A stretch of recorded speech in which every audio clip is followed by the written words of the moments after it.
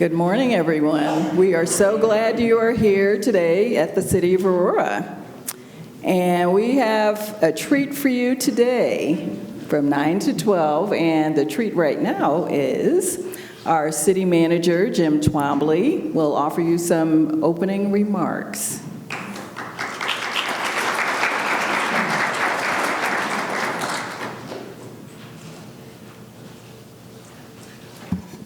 Thanks, Janice. She said, I'm Jim Twombly, I'm the city manager, and I want to welcome you all here this morning. We're really pleased at the turnout we have. This is a really important event for us. One of the mayor and council's highest priorities is really improving the economic status of the city of Aurora. And a lot of that has to do with expanding the businesses that we have here. It not only benefits Aurora, it benefits the whole Denver metro area, but we're really pleased when we can see our local businesses thrive. And we think part of that is encouraging and helping our local businesses do business with the city.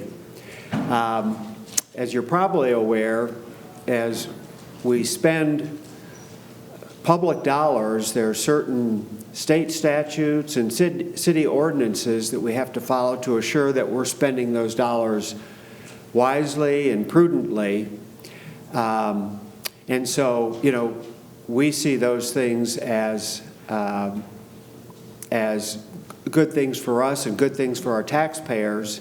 Unfortunately, sometimes the contractors and vendors and businesses that we do businesses might see some of those things as barriers or hoops that they have to jump through. And that's why this morning is so important, so that we can reach out and help our business community learn how to either do or do better business with the city. We want to be sure that there's plenty of opportunity for you to do business with the city, and anything that we can do to help, we will do. And I think today is a good demonstration of that. So with that, again, I want to thank you for being here and reaching out to us as we try to help you do business with the city. Thank you.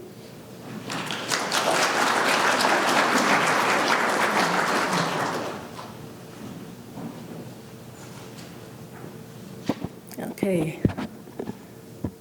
Good morning, and again, thank you for taking the time to attend our Contractor Business Opportunity Fair. My name is Bryn Fillinger. I'm the manager of Purchasing Services here at the city. And what we'll be doing this morning is going through a series of presentations about how to do business with the city, and then we will wrap it up with questions at the end. So with that, I will go ahead and get started. Okay, so obviously doing business with the City of Aurora with purchasing. The city's purchasing program is centralized of purchases of $5,000 or more. All those purchases come through purchasing. We are governed by the city code, as Jim mentioned, and purchasing can be found in Chapter 2, Article 6 of the city code. If you are interested to read through our processes, you can go to municode.com, select Aurora, and find this reference, and it'll all be there for you. Okay, when does the city have to go out for competitive bids and proposals?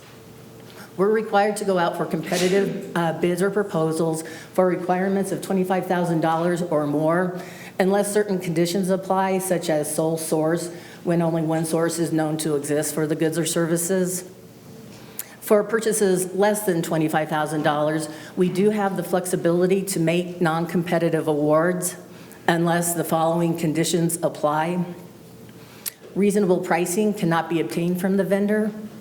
Another vendor has expressed interest in providing the goods or services, and this is an important one. A good example would be background checks for our Human Resources Department. Historically, those have been less than $25,000, but A couple of years ago, we had so many vendors wanting to provide those services for us that we did a competitive RFP process and selected a new vendor as a result of that process.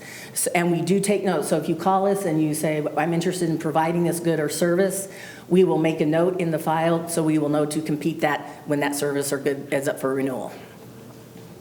Also, we will compete a requirement if the department wants the requirement to be competed, or if the procurement agent determines that it is in the best interest of the city to compete the requirement. Purchasing methodology. Again, we are centralized at $5,000 or more, and that's over the course of a year. It's just not a one-time purchase over $5,000. So for example, if we have a golf course that needs custodial services and they pay $3,000 every month, we will look at that as a $36,000 requirement and will need to be competed, even though the individual invoices are less than the $5,000. We utilize both invitation for bids and request for proposals. The invitation for bids is where the selection is price-driven. The award would be made to the lowest responsive bidder. With a request for proposals, price is just one factor in the selection of the vendor. So we would also consider things like qualifications, experience, approach. Those things would also go into the selection. It just depends on what's being procured, what methodology we use. And we do have a procurement card program for purchases under $5,000, and the city finance department administers that program. Reporting requirements. Council approves all awards here at the city of $25,000 or more, either through purchasing's weekly report to council or as an agenda item at a formal council meeting. The weekly report is a much more condensed approval process. Purchasing issues a report to council every Monday, and if the item is not called up by the following Friday at 3, we can proceed with the award. Our weekly reports are posted on our website if you're interested to see what we purchase and how we purchase. If you go to auroragov.org, under bids, proposals, and purchasing services, you can click on city contracts pending approvals, and you can see that, and we update it every week. Commentaries for awards that are subject to approval at formal council meetings are part of the council packet for that specific meeting. Those council packets can also be found on the city's website. If you select mayor and city council and then council meetings and scroll to the bottom of the page, there's actually 3 years worth of history there of council packets, but you can find any specific packet that way.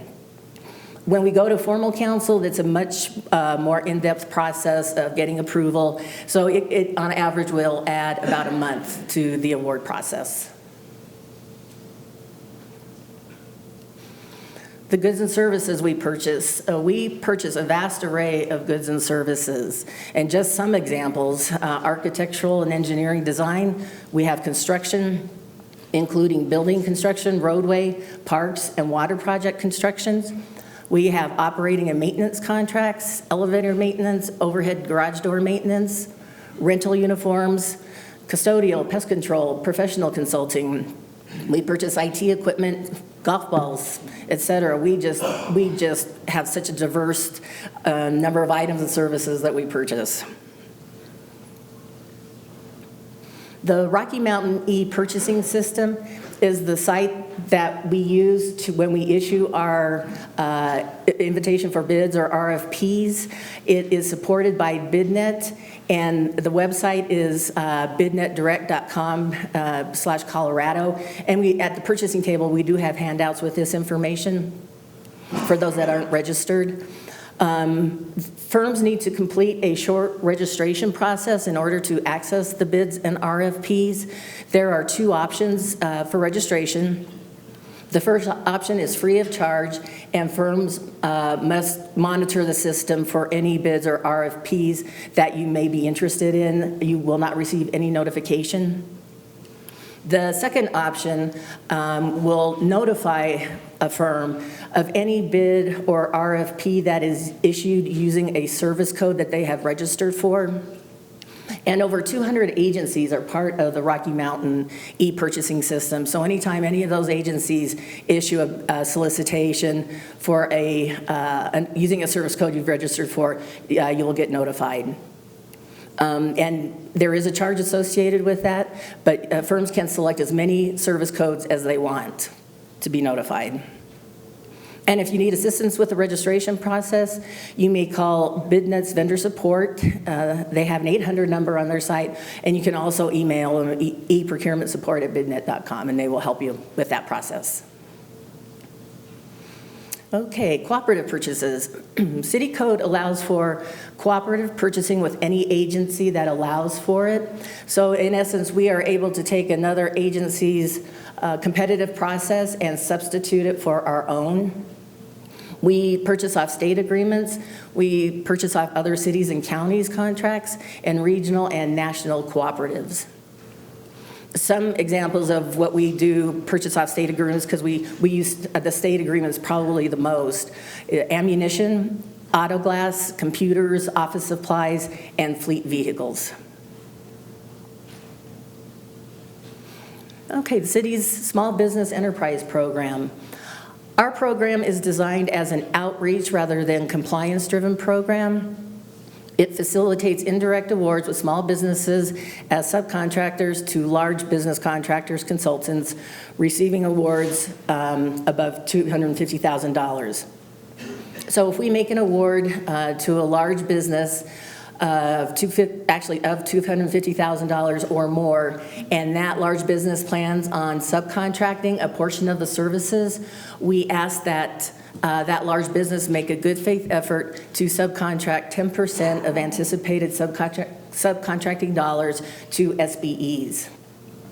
And here at the city, we do not have a certification program. We rely on self-certification. We don't require that you have proof of certification from any other agency. We do have our forms that we ask you to fill out, and if you self-identify as a small business, then that's what we go with.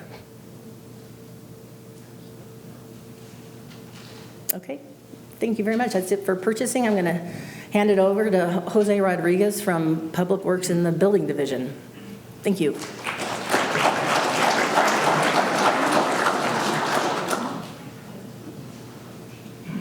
Good morning.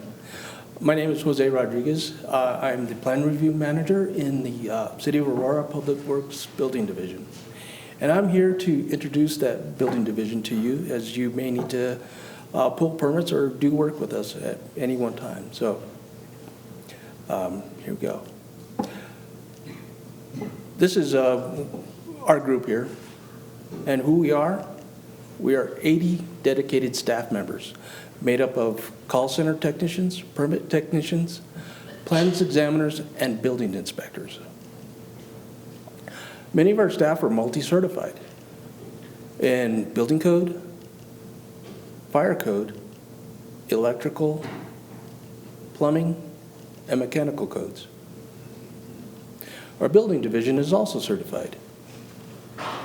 And what this means is all of our procedures and processes have been evaluated on a national scale and deemed appropriate to serve our customers.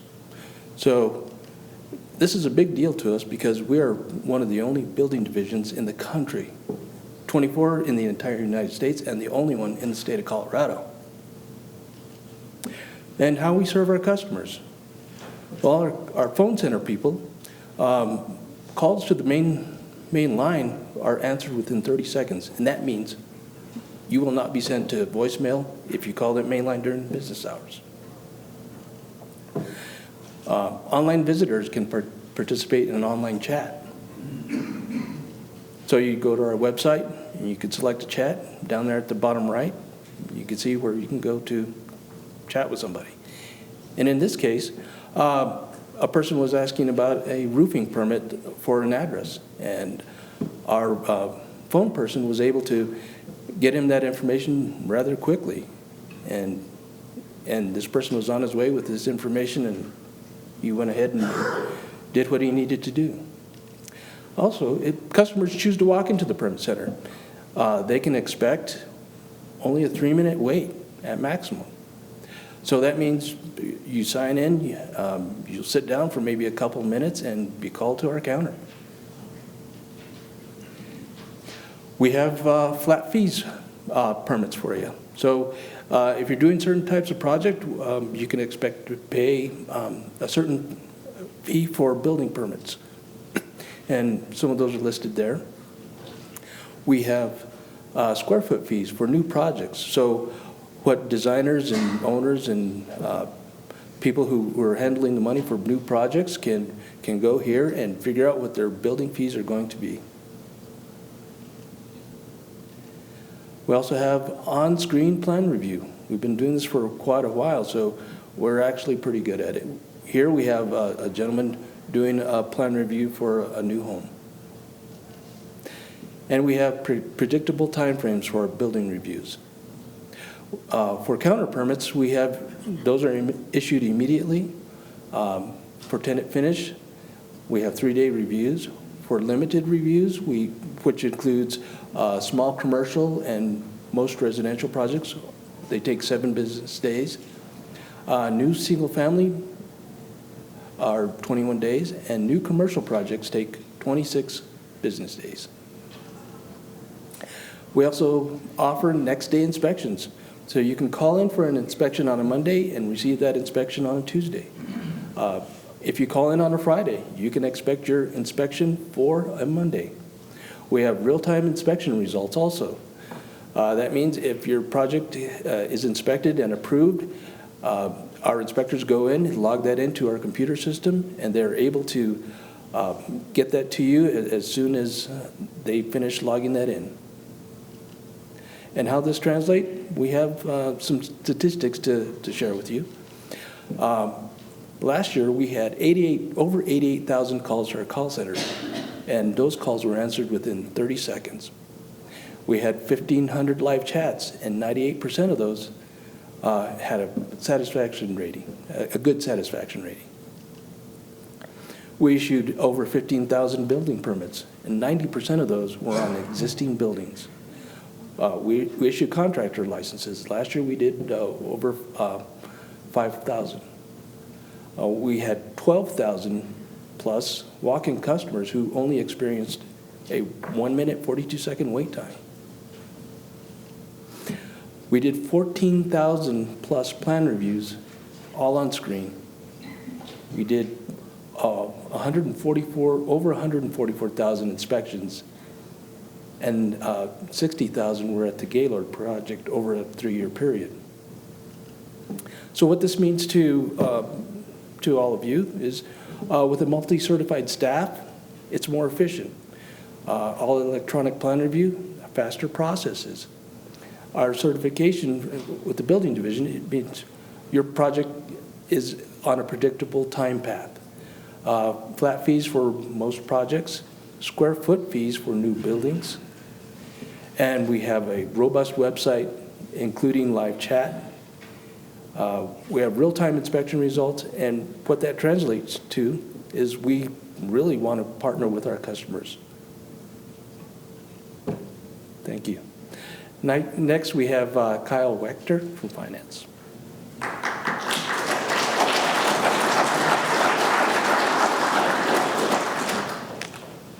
Good morning. I'm Kyle Wechter with the Finance Department. I am an auditor. That can be a scary word, and we do audits, but we're also here to be a resource for you in terms of understanding potential tax questions and liabilities and so forth, and I'm going to touch on licensing as well.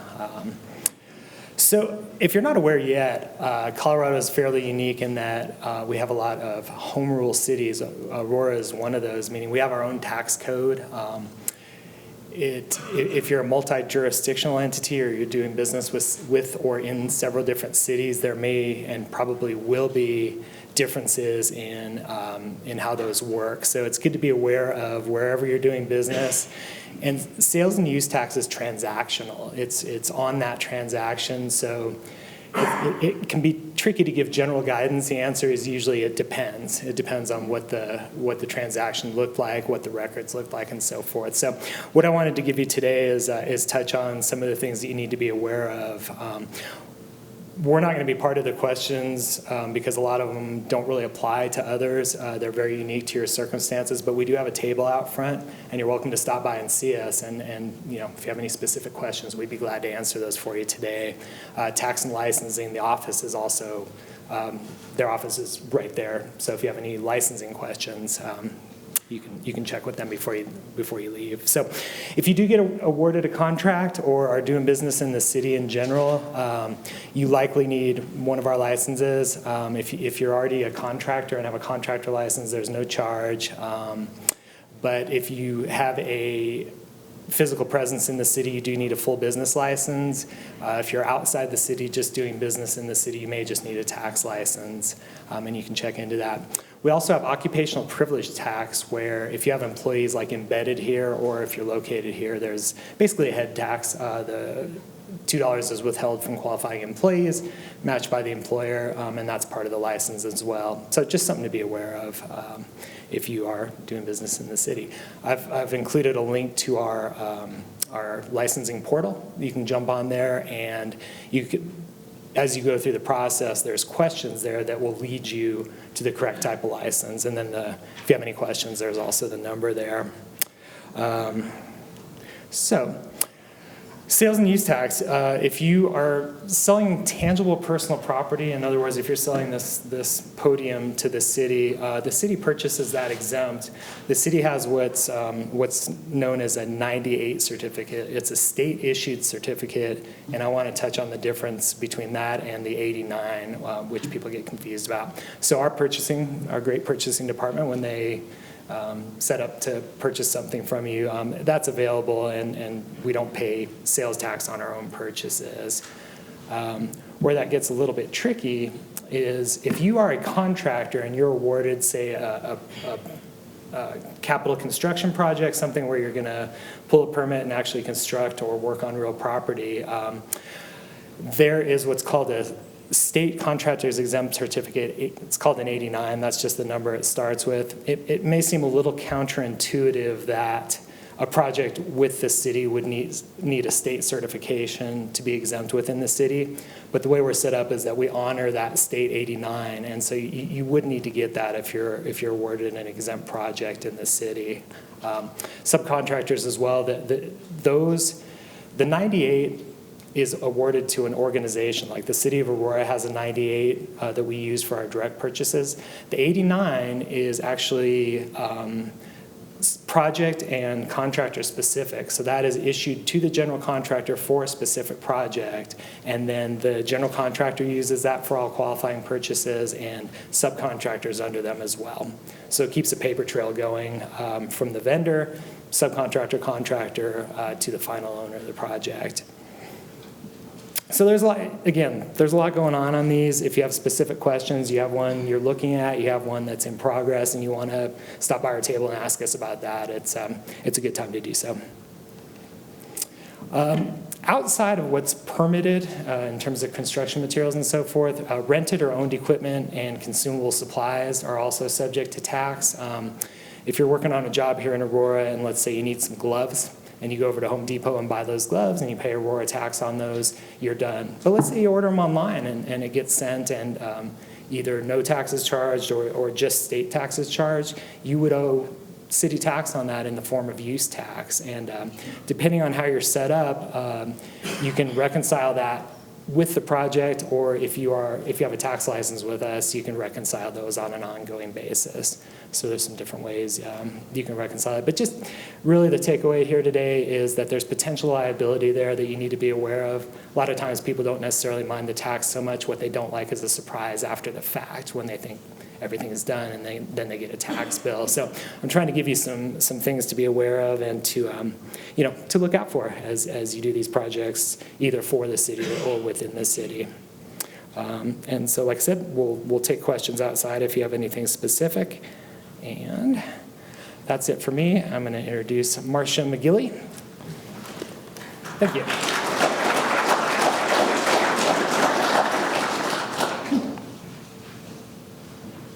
Good morning. My name is Marcia McGilly, and I'm the Executive Director of the Aurora South Metro Small Business Development Center. The Small Business Development Center is funded by the SBA, Small Business Administration from Washington, your tax dollars at work. That money comes down into the state of Colorado, is then dispersed to 15 centers, and the City of Aurora hosts the center that we have operating here. And I'll tell you a little bit more about what we do and how we do it. I want to start with a success story, Dry Dock Brewing. How many people have been to Dry Dock?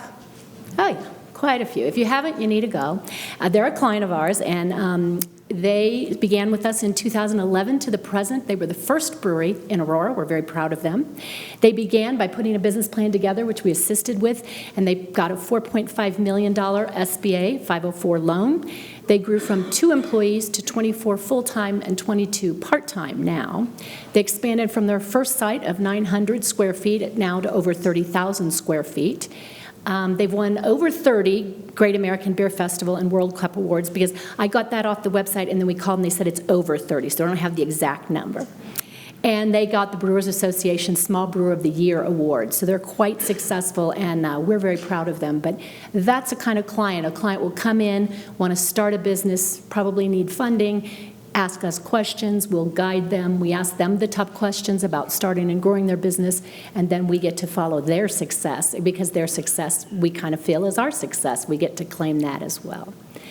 Our SBDC Services, we do 3 things. First and foremost, we do free and confidential one-on-one consulting with our business experts and the entrepreneur.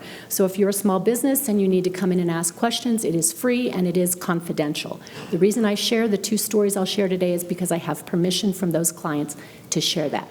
Secondly, we do workshops, which I'll talk about a little later, and events, collaborating with the city today as a city organization and with purchasing to put this on today, those kinds of events. We have 3 locations, so our center actually covers Arapahoe, Douglas, and South Adams and Jefferson County. That's one of the 15. We are hosted at the city, so this is where the full-time staff is. At the Denver Tech Center and the City of Englewood, we have 2 satellite offices. If you are outside of our geographic area, you can simply go to coloradosbdc.org, put your zip code in, and find out which center in the state of Colorado would be closest to assist you with the exact same services that we have. How to access our services. If you're thinking of starting a business, you need to register at our website and attend 2 workshops prior to consulting. If you've been in business a year or longer, you have some revenue, you've invested a little bit in your business, you can go straight to one-on-one consulting.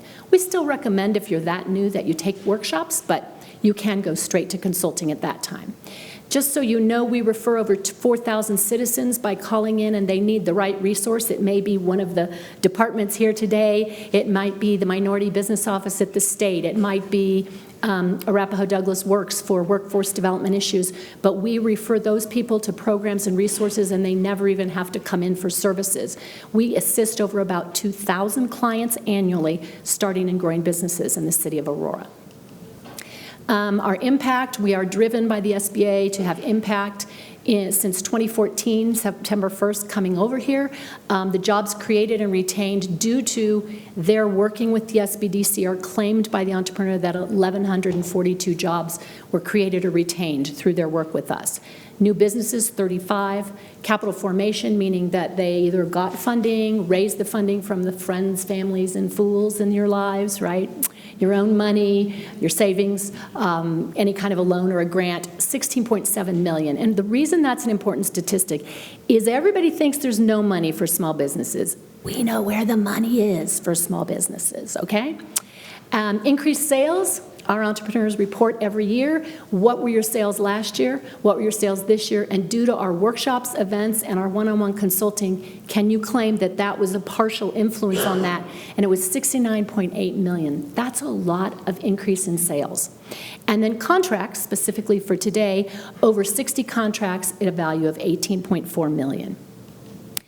Our contractor programs, there are 3, the SBDC Certification Assistance Program, and our table is straight out a little bit to the right when you go out. Collaborating with the Minority Business Office, we do the one-on-one consulting on Fridays and workshops. Connect to DOT is our connect to the Department of Transportation. That is our collaborative program with them. They do, again, one-on-one consulting here on Fridays and workshops. That table is right next to our table outside.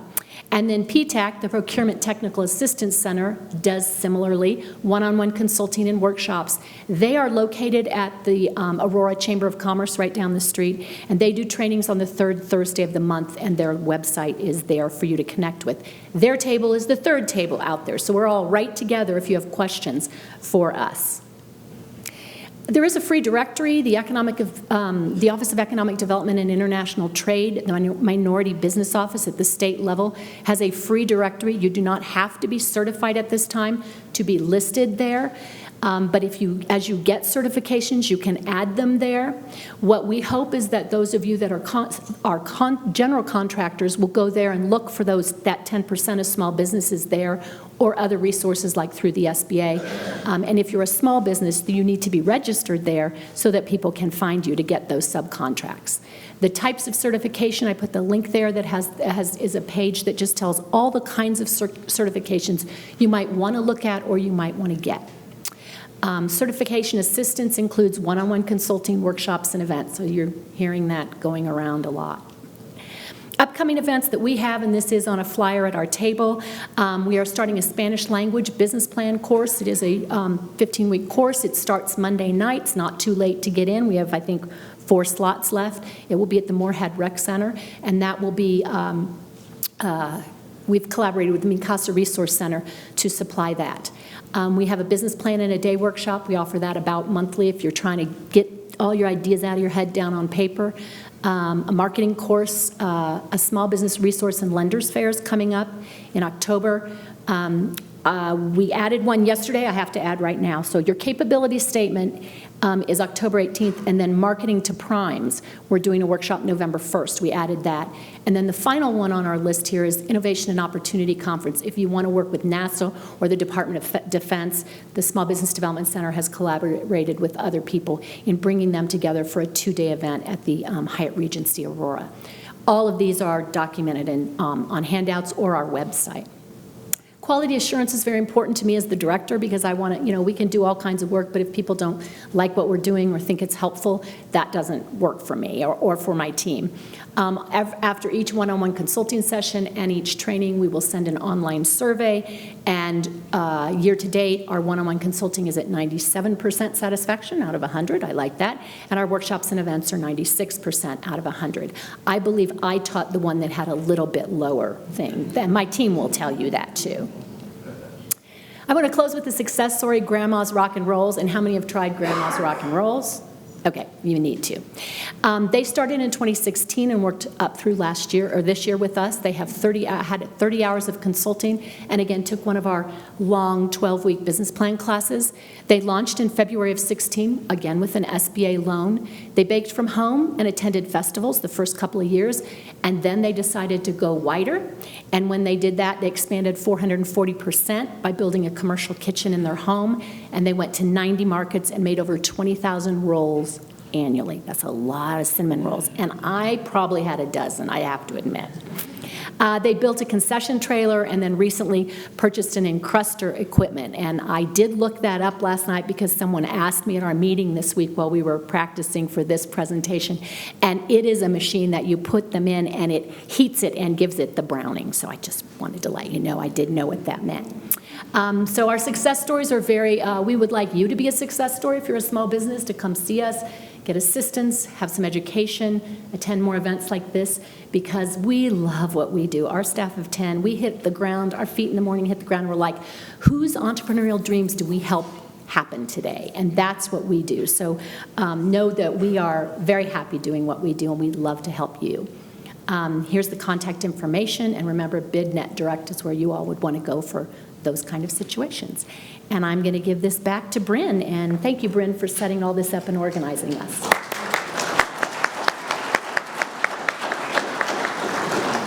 And I should mention that we will make our presentations available on the purchasing website. And now we can open up if anyone has any questions for us at this time. Okay, and feel free to ask any questions out at the resource tables. I think Janice is going to have a few closing comments. Okay, thank you. Yeah, I'm Janice Napper, the Assistant City Manager, and I would like to thank all of you for coming out today. We're really pleased and excited that you'd like to do business with the City of Aurora, and we want to make sure that you know what opportunities we have, and some of you are probably already doing business. Please take advantage of the folks that we have out in the lobby that can answer your questions. And again, I would like to thank Bryn and and the purchasing team and Marcia and SBDC and for putting this on.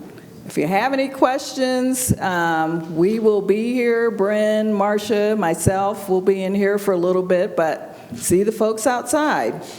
Thank you again.